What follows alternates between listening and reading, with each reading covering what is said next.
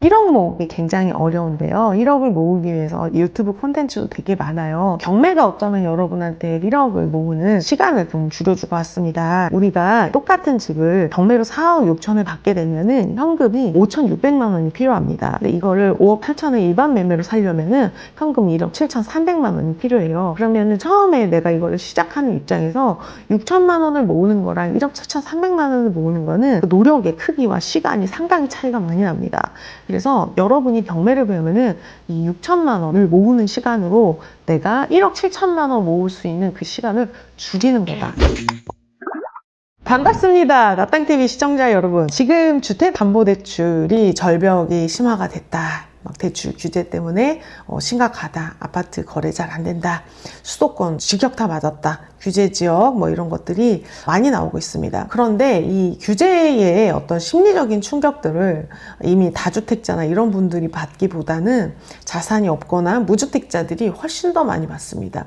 무주택자들은 지금 수도권 가계대출에 전입의 의무가 있습니다.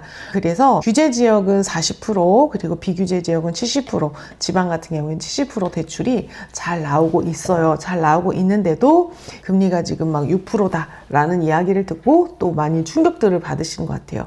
어떤 뉴스가 나왔을 때 큰 충격을 받거나 감정적으로 받는 게 아니라 팩트, 왜 이런 문구가 나왔을까라는 걸 보시면 원래 이제 금리, 지금 정책자금 대출 최저금리로 받으시면 2%대도 가능하시고 보통은 3%에서 4%대가 많은데 이 6이라고 하는 금리가 굉장히 충격적으로 다가오신 것 같아요. 근데 이거를 보시면은 뉴스토마토에서 표를 되게 잘 만들어 주셨어요. 금리가 이제 딱 어떤 점이 아니고 낮은 금리부터 높은 금리까지 이렇게 되게 되는데 대출 조건이 까다롭거나 한도를 좀 많이 뽑거나 하면 금리가 좀 올라가고요.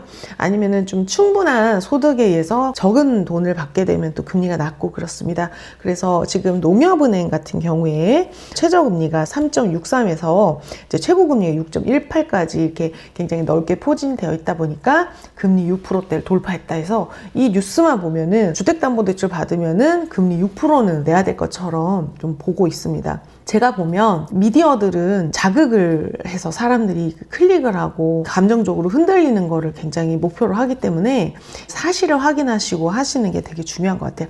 금리 6%가 아니고요. 6%대 금리 상품이 있다라는 이야기입니다. 경락잔금 대출도 한도가 좀 힘든 은행들은요. 저희가 지방은행에서 대출을 받기도 합니다. 은행에서 연초에 얼마의 대출을 실행하겠다라고 하는 그 목표치가 있는데 그 목표치를 다 달성을 하게 되면 더 이상의 대출 업무를 보지 않아요. 그러니까 이제 은행에서 대출이 안 된다니까 큰 충격을 받으시는데 또 아직 대출 업무를 하고 있는 그런 다른 은행에 받으시면 또 되거든요. 그래서 될 수 있으면 12월 잔금으로 하기보다는 1월 잔금으로 하시면 그럼 12월까지 안 된다는 얘기는 안 된다는 얘기가 아니잖아요. 1월에는 된다는 이야기입니다. 그래서 동전의 양면같이 이게 안 되면 다른 게 되는 건데 안 된다 이런 것만 보시면 이제 심리적으로 큰 위축이 되시는 것 같아요. 규제는 누구를 대상으로 하는가? 규제라고 하는 것은 모든 사람을 규제하지 않고 특정 대상이 있는데 우리가 그 대상이 아닌데도 심리적으로는 항상 규제에 충격을 받으신다는 거예요. 제가 이제 오늘 말씀드릴 것들은 여러분이 경매를 하는 것보다 더 먼저 알으셔야지 될 부분들이에요. 부동산 경매를 하기 어려운 이유는 경매만 모르는 게 아니라 부동산에 대한 지식이 전체적으로 없기 때문에 저 같은 경우에는 더 어려운 거 아닌가 이런 생각이 듭니다. EBS 다큐프라임에 있는 내용을 잠깐 좀 소개를 해드릴게요. 우리가 돈이라고 하는 걸 버는데 돈을 일해서 번다라고 생각을 하지만 실제로 돈은 은행에서 만들어집니다. 누군가가 100만 원을 입금을 하게 되면 입금을 한 통장에 100만 원이라고 찍히고 100만 원에 대해서 지급 준비율 그래서 10만 원을 남겨놓고 90만 원을 대출을 할 수 있게 돼요. 그러면 예금을 한 사람한테 100만 원이 찍히고 대출을 받은 사람이 대출을 받음으로 인해서 90만 원이 생깁니다. 그래서 이 세상에 돈이 190만 원이 됩니다. 이런 식으로 한국은행에서 5천억을 애플은행에다가 주고 이 애플은행이 A한테 대출로 공급을 하고 이 공급을 한 거를 다시 은행에 대금을 제급을 하고 또 하면서 이 사회의 돈이 점점 많아져서 이 5천억이라고 하는 게 예금과 대출을 반복을 하면서 6조까지 된다고 합니다. 5천억이 6조까지 되는 거죠. 그러면서 시중에 돈이 점점 더 많아지는데, 이걸 제가 폐쇄된 사회 모델로 만들었을 때 어떤 사회에 100만 원이 있고 사과가 100개가 있다라고 했을 때 하나의 사과가 10,000원이라고 평균 가격을 매길 수가 있을 것 같아요. 그런데 같은 방법으로 100만 원을 입금을 하고 90만 원을 대출을 함으로 인해서 이 사회에 돈이 190만 원으로 늘어나게 되면, 사과는 똑같이 100개인데 돈이 190만 원으로 많아지면서 사과 하나가 19,000원으로 가격이 오르게 되는 거죠. 이게 이제 유동성에 의해서 실물 자산의 가격이 오르는 거를 아주 극단적으로 좀 심플하게 만든 예시예요. 그래서 사과를 한 개 가지고 있는 사람과 현금 10,000원을 갖고 있는 사람이 시간이 지났을 때 자산의 격차가 생길 수밖에 없는 거죠. 통화량이 많아지면 실물 자산이 올라가게 된다. 현금은 액면가 그대로 유지가 된다라는 거 설명드린 겁니다. 그래서 한국은행에서 2014년보다 2024년에 통화량이 얼마나 늘어났나 봤더니 108조 원에서 275조 원으로 약 2.7배, 2.5배 이상 늘어나게 됐습니다. 그럼 이 돈이 어디로 가냐면은 사회에 골고루 뿌려지는 게 아니에요. 사과가 다 똑같은 사과가 아니라는 거죠. 제가 아까 사과를 예를 들었지만 이 아파트로 예를 들 수 있을 것 같습니다. 유동성의 아궁이에 이제 불이 막 지펴지게 되면 골고루 따뜻해지는 게 아니라 유난히 더 뜨거워지고 빨리 뜨거워지는 데가 있고 천천히 열기가 가는 데가 있어요. 그런데 제가 봤을 때는 이게 우리가 생각하는 핵심지 평당 가격이 높은 데로 유동성의 불길이 좀 빨리 가고 많이 갑니다. 통화량이 2.7배가 늘어났다고 했을 때 핵심지 아파트는 압구정 현대아파트 같은 경우에는 10년 동안 360%, 반포자이는 270%, 그리고 목동은 260%, 그래서 2.7배에서 3.6배 정도까지 상승을 하게 됐습니다. 그런데 그거보다 평당가가 조금 낮은 지역 S 같은 경우에는 268%, 그리고 라미안 프리지오도 270% 정도 되는데 평당가가 조금 더 낮은 상계주공 아파트 같은 경우에는 135%가 상승을 했습니다. 그래서 상계주공 아파트도 못지않게 늘었지만 평당가가 비싸고 높은 것들이 금액적으로도 그렇고 퍼센트도 더 많이 오르게 되기 때문에 이게 골고루 오르는 게 아니라 한쪽으로 쏠려서 더 많이 오르게 되는 겁니다. 그래서 사람들이 될 수 있으면 더 좋은 거를, 비싼 거를 대출을 받아서 돈을 더 모아서라도 사는 게, 일찍 사는 게 좋다라고 얘기를 하는 것 같아요. 입지 가격에 따라서 통화량이 2.7배가 늘 때에 1.3배에서 3.6배까지 다양하게 오른다는 거죠. 근데 만약에 실물 자산이 없고 현금으로만 가지고 있다면 액면가 그대로 보존을 하게 되는 거니까 여기에서 이제 빠지게 되는 겁니다. 잠실에서 전세 사시는 분들이 2013년에 5억이었었어요. 근데 10년이 지났더니 전세가 13억이 됐고, 중계동 자가 사시는 분이 매매가 5억일 때 10년이 지난 지금 매매가 13억이 됐습니다.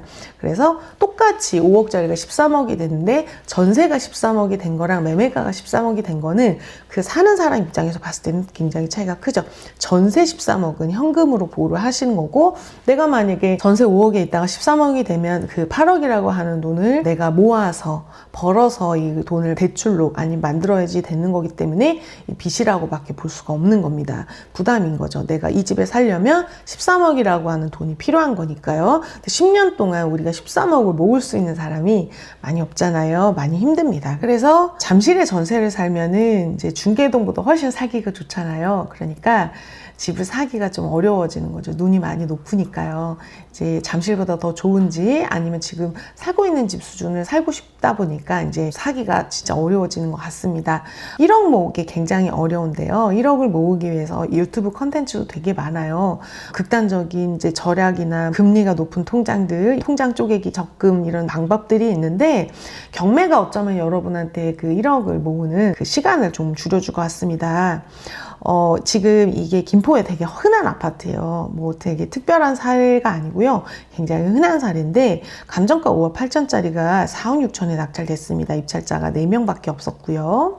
지금 장기역에 있는 역세권이고 대형입니다. 대형은 경매에서 인기가 많이 없어요. 경매를 하려고 하는 사람의 90% 이상은 경매 단기 매도를 원하시는 분들이 많아요. 그런데 낙찰받아서 단기 매도하려면은 매매 사업자로 매도를 하셔야 되는데, 대형 대형은 건물분에 부가세가 있습니다. 그래서 매매사업자 하실 분들이 대형을 입찰을 잘 하지 않아요. 그러다 보니까 4억 6천에 낙찰이 된 거예요. 이 아파트의 지금 시세는 호가가 5억 8천, 실거래도 5억 8천입니다. 그래서 5억 8천이라고 볼 수가 있는데 낙찰은 1억 이상 싸게 낙찰이 된 거예요. 그럼 이거를 대출 한도를 뽑아보시면 4억 6천 3백에 낙찰 받은 사람의 대출 한도는 KB 시세의 60%, 70% 이렇게 했을 때 4억 7백만 원, 그리고 시세가 5억 8천이니까 5억 8천에 일반 매수한 사람도 4억 7백만 원입니다. 대출 한도가 똑같아요. 왜 그러냐면은 경매의 대출 한도는 KB 시세를 가지고 하는데 내가 싸게 받아도 KB 시세가 똑같기 때문에 그래요.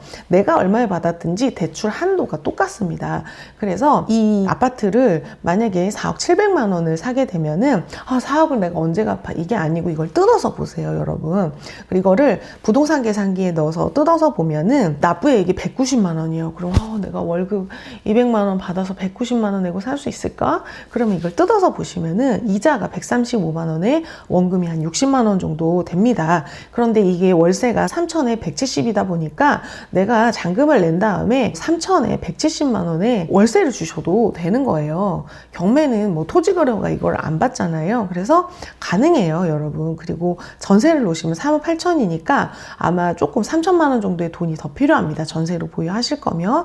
그런데 투자금이 가장 적은 거는 낙찰받아서 대출을 풀로 받은 다음에 월세를 놓으시는 거예요. 그럼 3천에 170을 하면 내가 3천만 원을 돌려받고 6천만 원으로 잔금을 치셨잖아요, 지금. 그 다음에 170만 원의 월세를 받아서 이자를 135만 원을 내는 거예요. 근데 원금까지 내야 된다 그러면은 195만 원 정도를 내게 되는데 60만 원 정도의 원금은 내가 이제 강제로 적금을 든다라고 생각하시면은 괜찮아요. 실제로 이자는 135만 원이에요. 월세는 170이고요. 그래서 월세를 받아도 이게 해결이 가능하세요. 경매로 사냐 일반 매매로 사냐 굉장히 차이가 아주 커요, 여러분. 왜냐면은 현금 투입량 때문에 그래요. 우리가 똑같은 집을 경매로 4억 6천에 받게 되면은 현금이 5,600만 원이 필요합니다. 근데 이거를 5억 8천에 일반 매매로 살려면은 현금이 1억 7,300만 원이 필요해요. 그러면은 처음에 내가 이거를 시작하는 입장에서 6천만 원을 모으는 거랑 1억 7,300만 원을 모으는 거는 그 노력의 크기와 시간이 상당히 차이가 많이 납니다. 그래서 여러분이 경매를 배우면은 이 6천만 원을 모으는 시간으로 내가 1억 7천만 원 모을 수 있는 그 시간을 줄이는 거다. 1억 7천만 원 모으는 시간을 여러분이 경매라고 하는 걸 배우는 걸로 인해서 줄이는 거다. 이렇게 생각하시면 될 것 같아요. 만약에 제가 선생님 이거 월세가 너무 부담스러워, 이자 너무 부담스러워요. 그러면은 이거를 충분히 낼 수 있는 월세 임차인한테 월세를 주시면 6천만 원으로 잔금을 쳤다가 월세 임차인이 들어올 때 보증금 3천만 원이 다시 회수가 되고요.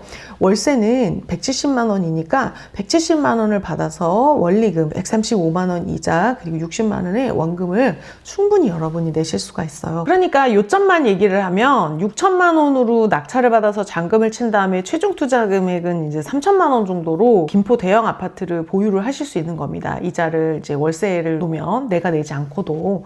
그러니까 이게 돈이 없어서 못한다기보다 돈이 없으신 분들은 경험이랑 이 지식이 같이 없다 보니까 투자를 하는데 굉장히 큰 벽을 느끼고 계세요. 이렇게 싸게 되는 아파트의 어떤 특징은 규제를 받으면 이제 심리적으로 많이 위축이 되고요. 그다음 외곽. 김포 정도면 수도권에서 좀 외곽에 들어갑니다. 그리고 대형 아파트, 그리고 경매기 때문에 1억 정도 싸게 낙찰이 된다라고 보시면 돼요.